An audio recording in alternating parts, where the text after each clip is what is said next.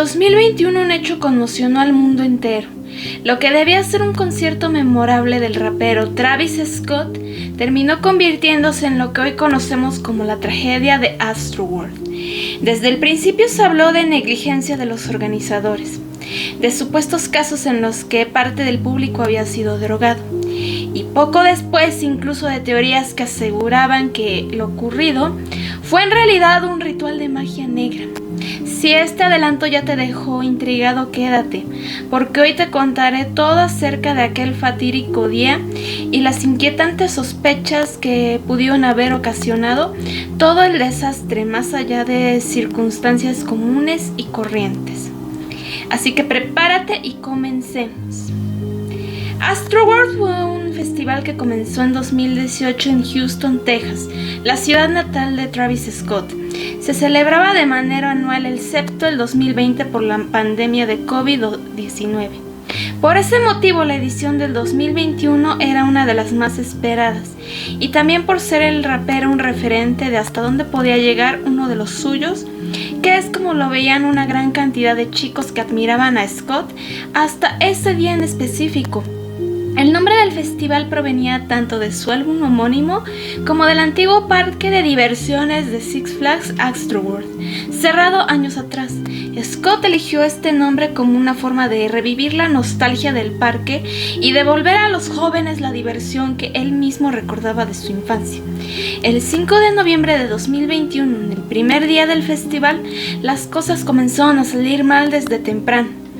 Antes de que se abrieran las puertas de forma oficial, testigos y guardias de seguridad observaron cómo el público, lleno de euforia más que en las ediciones anteriores, derribaba las vallas de seguridad, provocando que se colaran cientos de personas sin boleto. A esa multitud se sumaron los asistentes que sí habían pagado una entrada. Aunque durante el día se presentaron otros artistas, el escenario principal se reservó exclusivamente para Travis Scott y no abrió sino hasta la noche. En ese momento se esperaba un público de 50,000 asistentes, que eran el número total de boletos vendidos.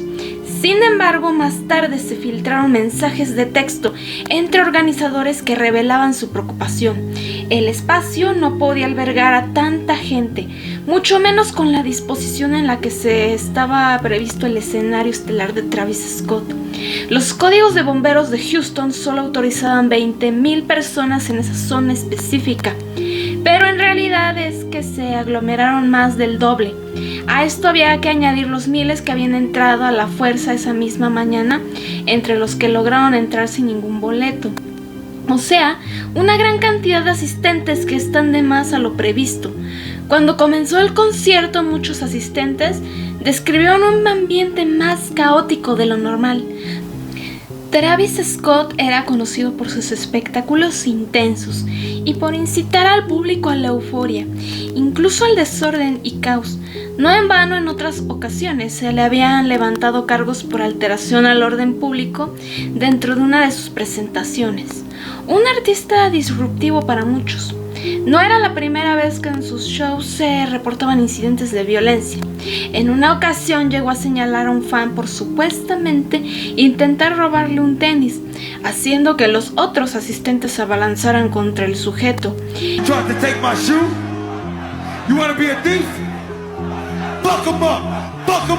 Y en otras tantas había alentado a romper las reglas de seguridad.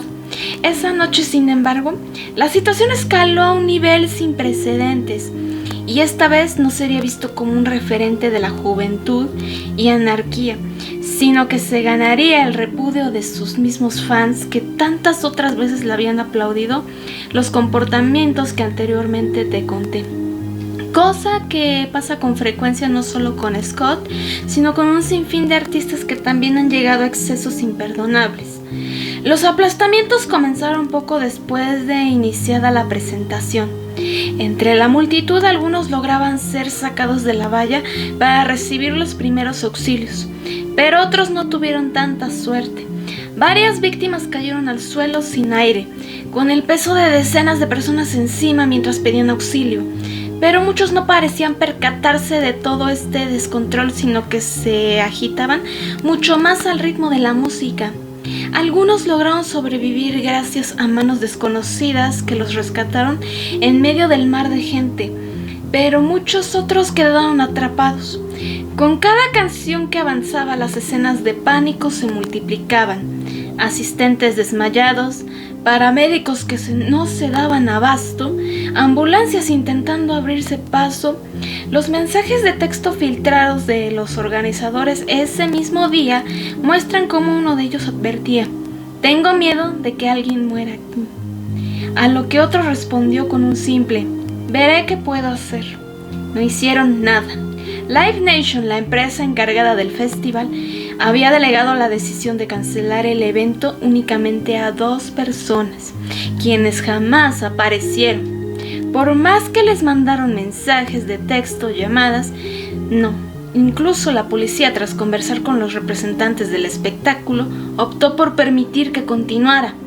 Entre los asistentes hubo quienes desesperadamente llamaron al 911, aún en medio de tantas personas pidiendo a gritos al operador y rogando que llegaran a cancelar el show. Para ese punto se convirtió en un escenario mortal para los que veían lo que en realidad pasaba, mientras a empujones luchaban por no caer al suelo, y otros de poder respirar mientras sentía cómo sus cuerpos eran oprimidos entre los demás asistentes que estaban llenos de emoción. Los gritos se mezclaban, algunos de furor por la emoción de ver a su artista favorito y otros de terror al ver cómo sus amigos se desvanecían entre la multitud o los perdían de vista mientras eran arrastrados por olas humanas. Un joven llamado Aiden Cruz, que había pasado por esto último y preocupado de ver a los desmayados, pensando que tal vez ese podría ser el caso de su amiga que lo había acompañado y a quien había perdido entre la multitud, logró abrirse paso hasta el frente donde estaban los camarógrafos que transmitían el evento para Apple TV, que en videos tomados del momento se veían mucho más preocupados porque el joven les echara a perder la toma en vivo mientras él suplicaba que detuvieran todo.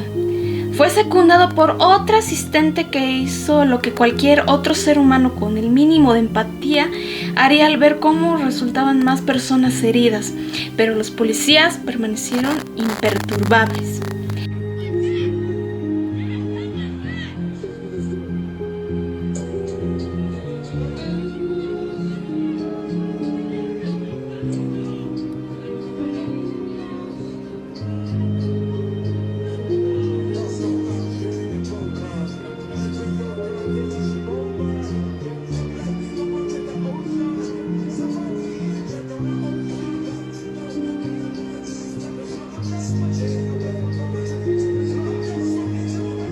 Lo que debía ser un concierto se convirtió en un campo de guerra para sobrevivir. Entre los que gozaban el evento y los que tenían los ojos bien abiertos a la horrible realidad que estaba pasando frente a ellos. En distintos videos grabados esa noche durante las pausas entre canciones, cuando era el momento ideal para dejarse oír sin la música, se escuchaba a una multitud entera gritarle a Travis que detuviera el concierto. Stop the show! Stop the show! Stop the show! Stop the show! Stop the show! Él fue duramente criticado por ignorar los llamados, pues en un momento solo pidió que bajaran un poco el volumen mientras veía cómo atendían a un fan inconsciente. Somebody help him. Somebody pass out right here. Somebody pass out right here. Hold on, don't touch him, don't touch him. Everybody just back up. Security, somebody help jump in real quick. Para continuar con el show. Mientras esto sucedía frente a sus ojos más tarde, en un momento cuando se ve al rapero escuchar una indicación de parte del apuntador, muchos pensaron que al fin se le estaba dando la indicación de parar, pero eso no sucedió, sino que el concierto se intensificó aún más con la aparición sorpresa del cantante Drake, que provocó una nueva ola de euforia entre el público sin que nadie detuviera la catástrofe en curso.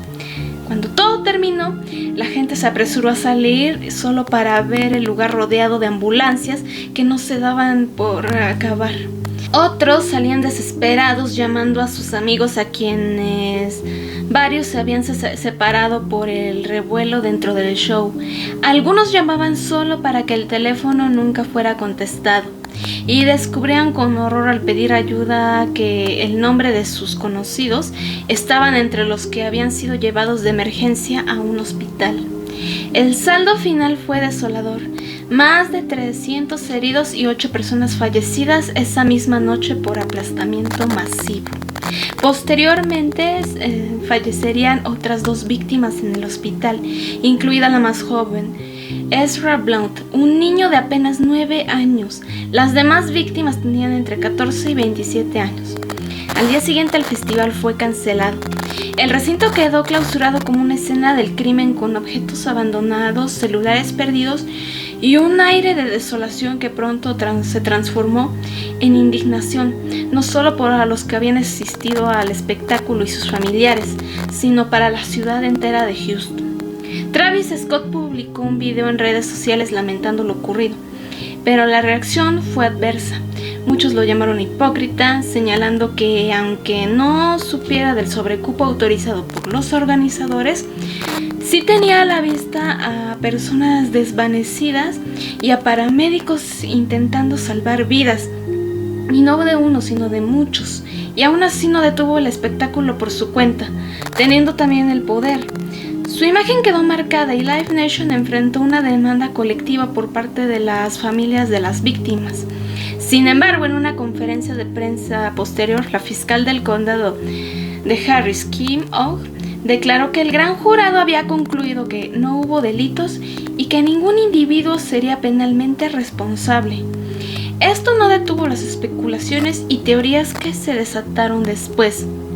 Algunos testimonios hablaban de asistentes que aseguraron haber sido inyectados con sustancias ilegales, como lo relató un guardia de seguridad que afirmó haber sentido un pinchazo en el cuello antes de desvanecerse cuando ayudaba a personas para no ser aplastadas.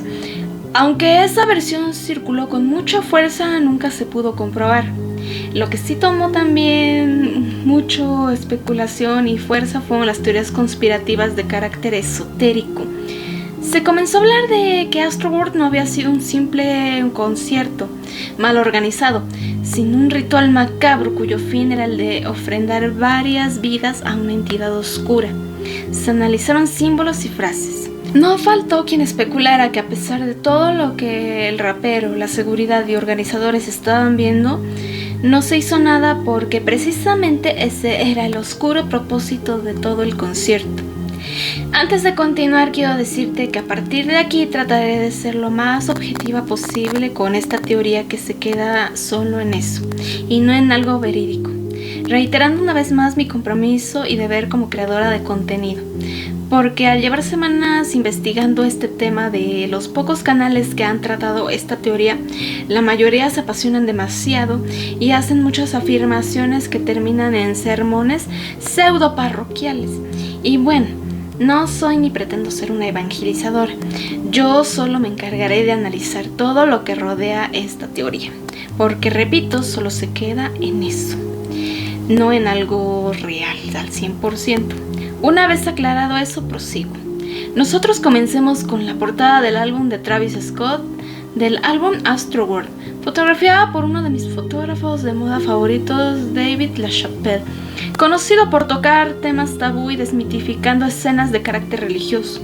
En esta portada, donde aparecían niños cruzando por la entrada en forma de boca, fue muy señalado por el hecho de usar menores para un álbum de contenido adulto, como si hubiera un mensaje codificado de un uso perturbador de peques. Esta figura con forma de la cara de Travis Scott fungía como la entrada en el festival de Astroworld y era muy semejante a imágenes religiosas y pinturas como el Cristo en el limbo de Hieronymus Bosch, el Bosco. Fue interpretada como una puerta al infierno de una forma muy literal por lo vivido dentro del concierto. También se relacionó la figura central como el Moloch de la película Metrópolis, símbolo de sacrificios humanos. Aquí también añado este ser Moloch, que es muy mencionado en la Biblia como un ídolo pagano al que la gente ofrecía a sus hijos por medio del fuego. Y esta simbología bíblica se comparó con el uso de 8 llamas en la escenografía, que coincidió con el número de víctimas mortales reportadas la primera noche. Porque muchos amarillistas recalcan esto de las 8 víctimas, pero como te dije, en total, aunque con diferencia de días, fueron 10 personas las que fallecieron a causa de lo ocurrido en Astroworld. De lo que se analiza en la parte textual, hubo una frase proyectada en el escenario que decía "See you on the other side". Por su traducción al español, "Nos vemos del otro lado". Fue vista por algunos como un macabro aviso que estaba a la vista de todos. De este tipo también se tomaron frases de otra publicidad del concierto, como una donde aparecía Travis Scott con características élficas y muy tétricas que decía "Who knows what lies beneath the surface", o en español, "¿Quién sabe qué hay debajo de la superficie?".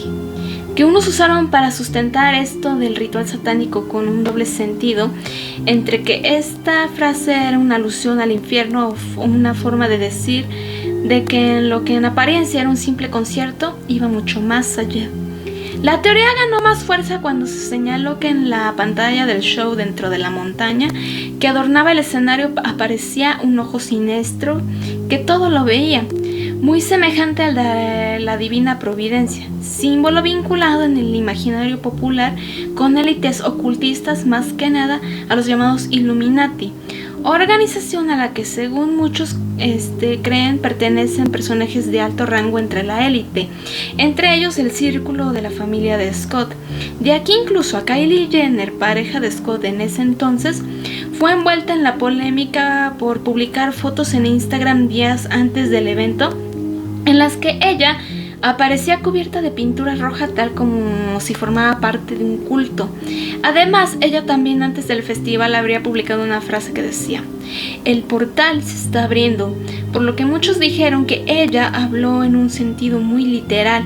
Quienes apoyan estas teorías señalan el propio comportamiento de Scott en el escenario, donde parecía realizar cánticos mientras veía a los desmayados. Esto muy similar para el ojo de unos como a las prácticas de un ritual. Otros asistentes describieron haber sentido una energía oscura desde el inicio. A esto no sé si se deba a lo que decían de la sugestión cuando esta teoría del ritual surgió en redes, o una consecuencia del estrés postraumático por lo vivido. Por estas razones no faltaron voces en redes sociales que acusaron de idolatría a los fans de Scott, comparándolos con advertencias bíblicas sobre falsos ídolos. Respecto al simbolismo que acabo de explicar, no es descartable su uso intencional, porque este tipo de cosas, aunque a muchos no les guste, es lo que vende. Y ha vendido desde artistas que han estado ahí mucho antes que Travis Scott. Y claro, si fue para otro propósito más allá de esas conclusiones, son muy subjetivas para cada uno. Pero te repito, no algo comprobado al 100%. Lo cierto es que la exaltación en un concierto es algo muy común y no necesariamente eso es caer en idolatría, como muchos no se han cansado de decir para este caso en especial. Y para mi forma de verlo, una revictimización de los que salieron malheridos de Astroworld y los que no lograron sobrevivir. Lo que ocurrió en Houston fue, más allá de interpretaciones religiosas, el resultado fatal de un sobrecupo, de negligencia y de un artista que no frenó el espectáculo. El legado de Astroworld 2021 quedó marcado como un ejemplo de lo que nunca debería ocurrir en ningún concierto. Una noche que debía ser de música y alegría se transformó en una tragedia que todavía resuena en la memoria de miles de personas. Ya para terminar, si te gustó el video me ayudarías mucho dándole like y suscribiéndote. Pero por hoy, yo soy Elide Lubel. Te deseo un lindo día, tarde o noche. Nos vemos en el siguiente video. Bye.